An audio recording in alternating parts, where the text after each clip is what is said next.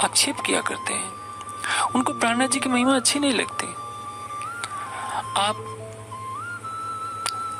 प्राणनाथ जी की यदि महिमा को बढ़ा नहीं सकते तो उसको खंडित करने का प्रयास न करें। यह बात ध्यान में रखिए कि अभी तक में 226 बार प्राणनाथ जी के स्वरूप को सीधे राज्य कहा गया है, 22 बार हक कहा गया है, 4 बार अक्षरातीत कहा गया है। आपको किसने अधिकार दिया उनको संत महापुरुष कवि और आचार्य कहने के लिए? ऐसा कहकर यदि आप अपने को गौरवान्वित समझते हैं तो एक बहुत बड़ी भूल है। आप क़यामतनामा के उन शब्दों को याद कीजिए जिसमें कहा गया है कि इन मोती का मूल कहियो न जाए, ना किन्हों कानों सुनाए, सोई जले जो मूल करे और सुनने वाला भी जल मरे। प्राणनाथ जी की महिमा को शब्दों में जो बांधता है वो भी दोषी है, और जो उससे सुन करके चुप हो जाता है वो भी दोषी है। आप सोचिए वाणी क्या कहती है, सुनियो दुनिया आखिरी भाग बड़े है तुम, जो कबो किन कानों ना सुनी सो करो दीदार कसम, सबका प्रीतम आया है, आया सबका कसम, सब शब्दों का उस्ताद, सारा ज्ञान जिसके चरणों की छत्र छाया की एक चरण धूलि से निकलता है।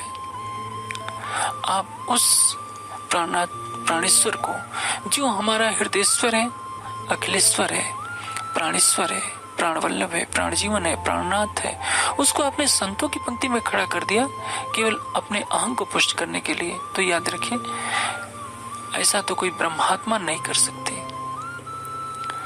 परमधाम की ब्रह्मात्मा किसी भी अवस्था में प्राणनाथ जी को संत महापुरुष नहीं कर सकती है।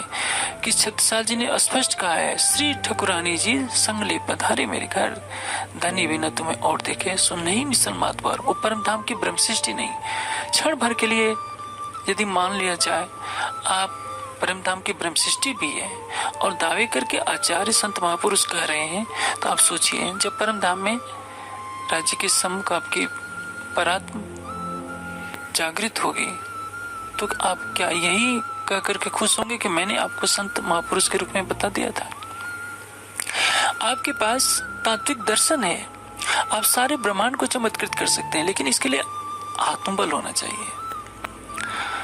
आप वेदों का ज्ञान नहीं रखते, 6 दर्शनों का ज्ञान नहीं रखते, उपनिषदों का ज्ञान नहीं रखते, तो आप सोचते हैं कि सारे संसार के लोग अनपढ़ हैं और इसलिए डर के मारे आप उनको संत महापुरुष सिद्ध कर देते हैं।